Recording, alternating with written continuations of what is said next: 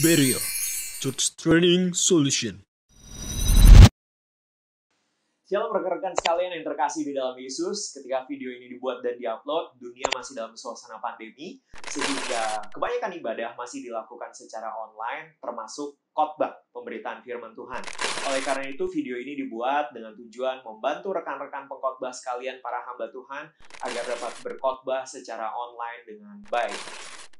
Dan seperti biasa, kami kembali mengingatkan bahwa berkhotbah bukan sekedar presentasi atau pidato biasa, akan tetapi berkhotbah adalah suatu bentuk pelayanan pemberitaan firman Tuhan yang tentunya dilakukan oleh orang yang sungguh-sungguh mengasihi Tuhan, sungguh-sungguh mengasihi jiwa-jiwa, dan mempunyai kerinduan sepulang dari pemberitaan firman Tuhan, para pendengar mengalami perubahan hidup, mempraktekkan firman Tuhan. Tips pertama untuk Anda bisa berkhotbah online secara baik adalah teslah terlebih dahulu. Lakukan beberapa hari mungkin sebelum ibadah online diadakan, ajak panitia penyelenggara ibadah, teslah terlebih dahulu. Aplikasi apa yang akan dipakai? Entahkah itu Zoom, entahkah itu Teams, atau aplikasi lainnya, tentunya mempunyai kelebihan dan kekurangannya masing-masing. Jangan sampai Anda terlihat panik, terlihat kebingungan di saat hari H. Teslah terlebih dahulu. Ajak satu orang.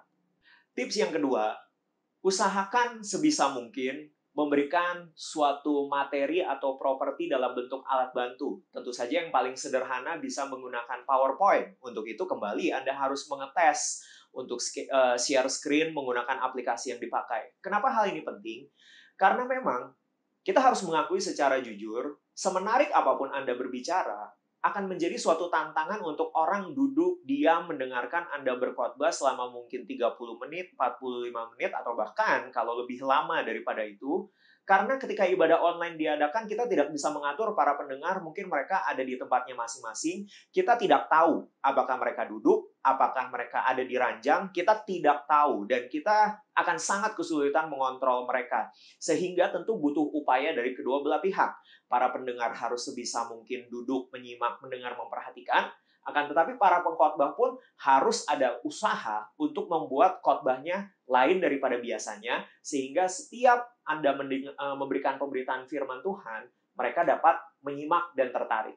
Teslah PowerPoint, share screen, atau gunakan properti lainnya.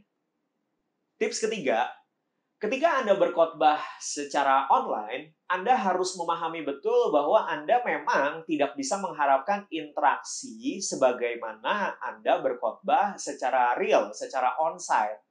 Oleh karena itu, penting untuk kita menghindari momen-momen yang cukup awkward di mana Anda berkhotbah, kemudian Anda melempar pertanyaan, dan kemudian Anda mengharapkan untuk seseorang menjawab. Tunjuk, sebut nama orang yang Anda mengharapkan untuk dia menjawab. Karena kalau tidak, Anda melemparkan pertanyaan, semua pendengar akan kebingungan. Siapa yang harus menjawab? Dan kemudian tips keempat yang bisa saya sampaikan adalah, ingatlah baik-baik bahwa berkhotbah secara online itu akan meninggalkan jejak digital yang kapanpun orang bisa screenshot, orang bisa rekam, potong, cuplik, dan sebarluaskan, bahkan bisa jadi untuk maksud yang jahat. Oleh karena itu, lebih berhati-hatilah dalam menyampaikan lelucon, misalnya, berhati-hatilah dalam mengungkapkan istilah-istilah yang mungkin itu hanya untuk kalangan sendiri biasanya. Berhati-hatilah, karena video khotbah Anda bisa tersebar kemana-mana. Oleh karena itu, hindarilah mengucapkan atau memberikan ilustrasi atau memberikan lelucon yang sifatnya internal dan sensitif. Khotbah Anda bisa didengar oleh semua orang di era digital ini. Berhati-hatilah. Dan pada akhirnya saya ingin mengingatkan kepada kita semua, kemungkinan masa pandemi ini masih lama sampai dengan vaksin ditemukan, kita masih harus beribadah dan berkhotbah dengan cara seperti ini.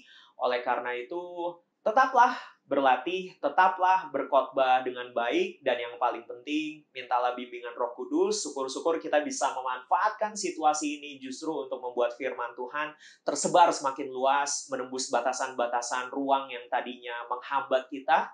Sekarang khotbah kita bisa didengar oleh orang dimanapun dan kapanpun. Manfaatkan itu dengan baik untuk kemuliaan nama Tuhan. Tuhan Yesus memberkati.